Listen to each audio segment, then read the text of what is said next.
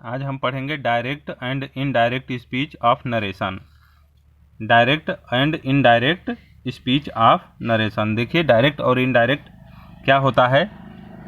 मान लीजिए राम है और श्याम है।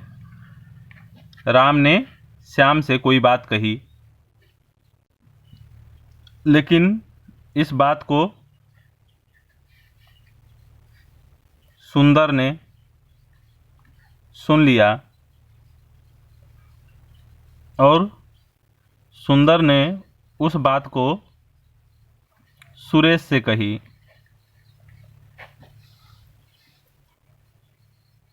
राम ने बात तो श्याम को बोली थी, लेकिन सुंदर ने उस बात को सुन लिया और वो सुरेश से कह रहा है। तो सुरेश उसको दो प्रकार से बता सुंदर जो है राम द्वारा कही गई बात को सुरेश से दो प्रकार से कह सकता है।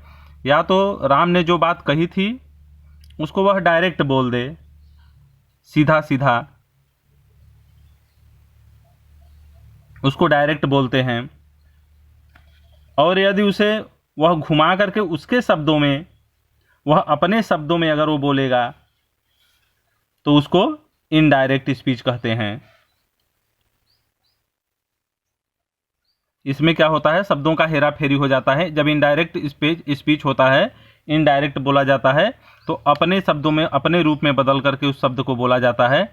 जो जबकि डायरेक्ट जो होता है, डायरेक्ट उसने जो वाक्य कहा है उसी वाक्य को बोल दिया जाता है।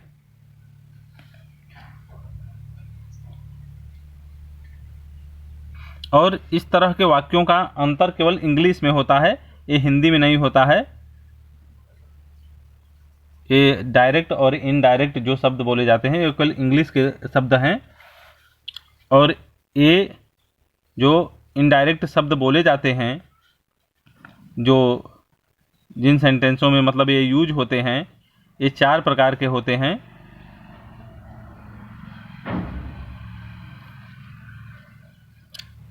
अब सुंदर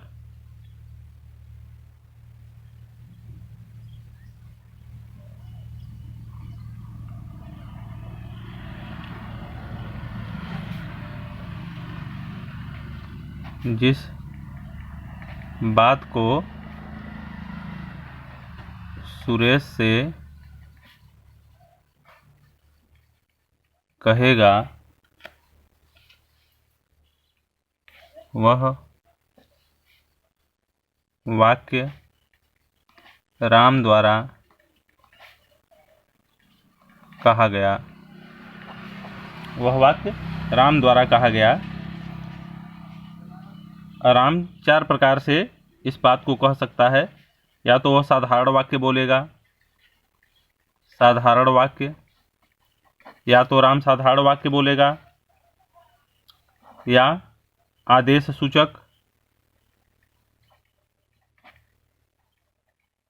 या तो वो आदेश सूचक वाक्य बोलेगा,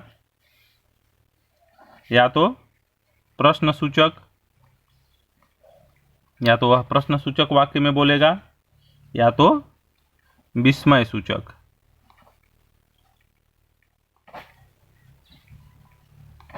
इस तरह के वाक्यों का वह प्रयोग करेगा। अब देखिए साधारण वाले में उदाहरण लेते हैं। साधारण वाले में जैसे अब राम कह रहा है, Ram said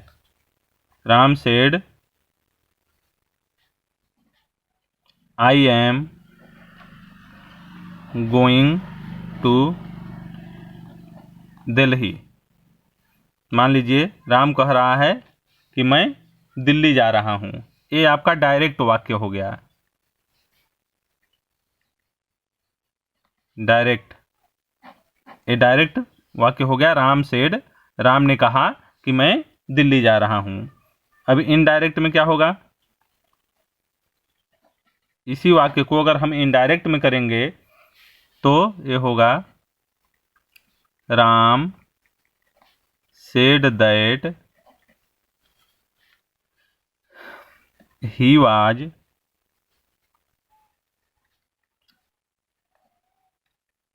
going to Delhi.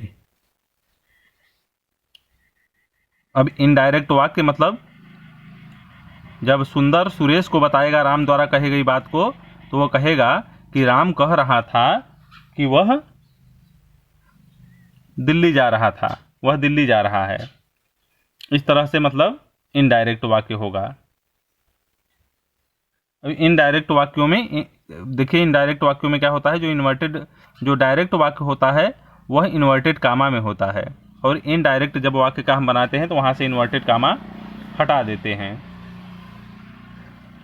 फिर दूसरा नंबर है आदेश सूचक।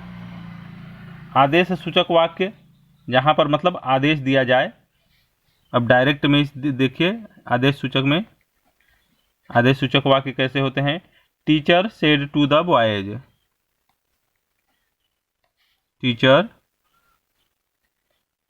Said to the boys sit down.